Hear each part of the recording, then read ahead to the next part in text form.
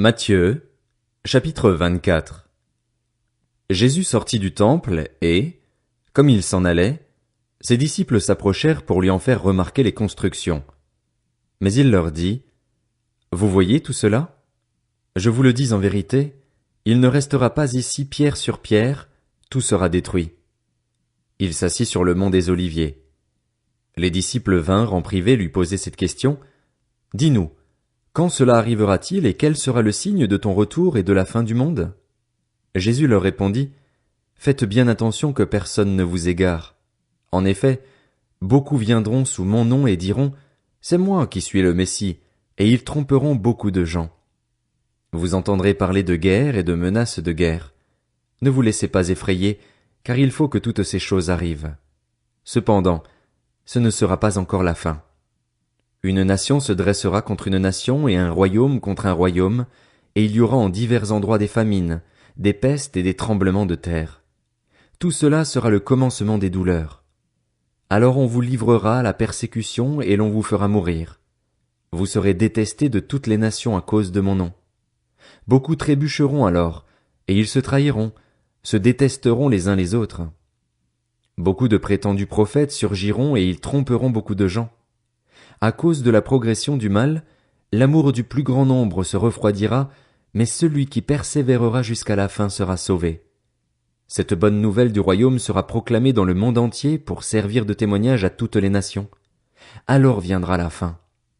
C'est pourquoi, lorsque vous verrez l'abominable dévastation dont a parlé le prophète Daniel établie dans le lieu saint, que celui qui lit fasse attention, alors que ceux qui seront en Judée s'enfuient dans les montagnes, que celui qui sera sur le toit ne descende pas pour prendre ce qui est dans sa maison, et que celui qui sera dans les champs ne retourne pas en arrière pour prendre son manteau.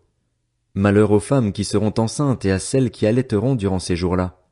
Priez pour que votre fuite n'arrive pas en hiver, ni un jour de sabbat, car alors la détresse sera si grande qu'il n'y en a pas eu de pareil depuis le commencement du monde jusqu'à présent et qu'il n'y en aura jamais plus. Et si ces jours n'étaient pas abrégés, personne ne serait sauvé. Mais à cause de ceux qui ont été choisis, ces jours seront abrégés. Si quelqu'un vous dit alors, « Le Messie est ici » ou « Il est là », ne le croyez pas, car de prétendus Messies et de prétendus prophètes surgiront. Ils feront de grands prodiges et des signes miraculeux au point de tromper, si c'était possible, même ceux qui ont été choisis. Voilà, je vous l'ai annoncé d'avance. Si donc on vous dit, « Le voici, il est dans le désert », n'y allez pas, ou « Le voilà, il est dans un lieu secret », ne le croyez pas. En effet, tout comme l'éclair part de l'est et apparaît jusqu'à l'ouest, ainsi sera le retour du Fils de l'homme. Là où sera le cadavre, là se rassembleront les vautours.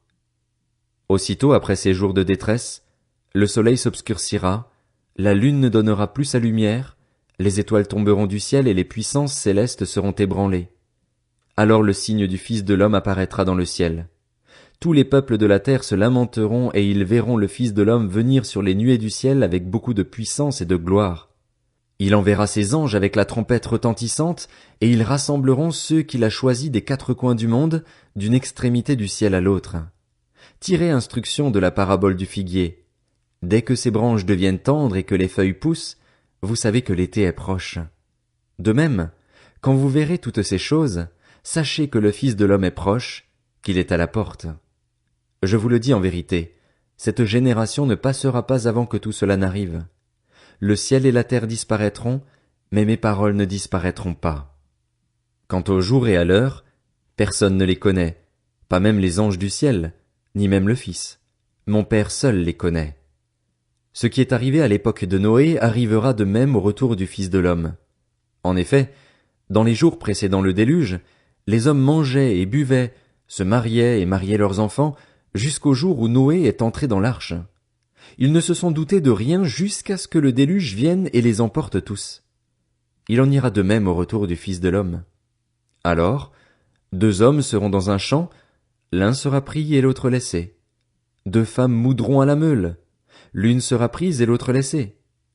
Restez donc vigilants, puisque vous ignorez à quel moment votre Seigneur viendra.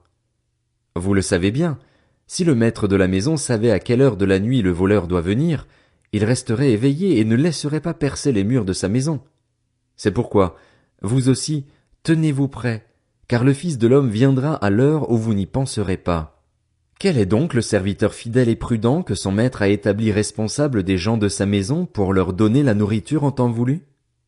Heureux le serviteur que son maître, à son arrivée, trouvera occupé à son travail. Je vous le dis en vérité, il l'établira responsable de tous ses biens. Mais si c'est un mauvais serviteur, qui se dit en lui-même, mon maître tarde à venir, s'il se met à battre ses compagnons, s'il mange et boit avec les ivrognes, le maître de ce serviteur viendra le jour où il ne s'y attend pas et à l'heure qu'il ne connaît pas. Il le punira sévèrement et lui fera partager le sort des hypocrites. C'est là qu'il y aura des pleurs et des grincements de dents.